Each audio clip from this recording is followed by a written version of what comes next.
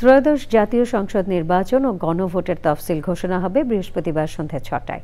জাতির উদ্দেশ্যে ভাষণে প্রধান নির্বাচন কমিশনার এএমএম নাসির উদ্দিন তফসিল ঘোষণা করবেন।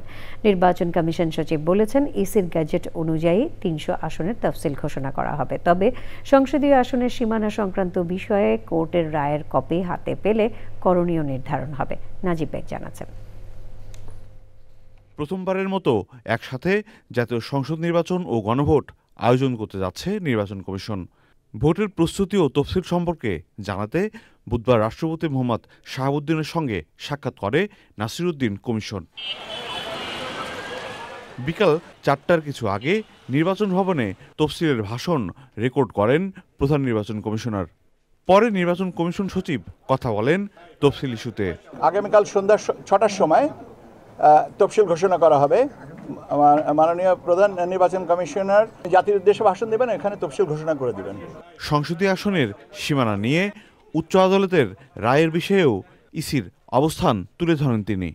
আমরা সীমানা নিয়ে যে একটা খবর পেয়েছি, আমরা অ্যাডভোকেট অন রেকর্ড অথবা শর্ট অর্ডার পাওয়ার পরে এ বিষয়ে কমিশন সিদ্ধান্ত নিবে। তফসিল কালকে ঘোষণা করা হবে।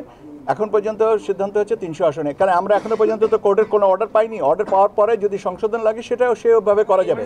দুটি নির্বাচন একসাথে করা চ্যালেঞ্জ হলেও সুষ্ঠু ও গ্রহণযোগ্য নির্বাচন করার স্বার্থে সংশ্লিষ্ট সবার সহযোগিতা চায় commission. Najib beg, channel I, Dhaka.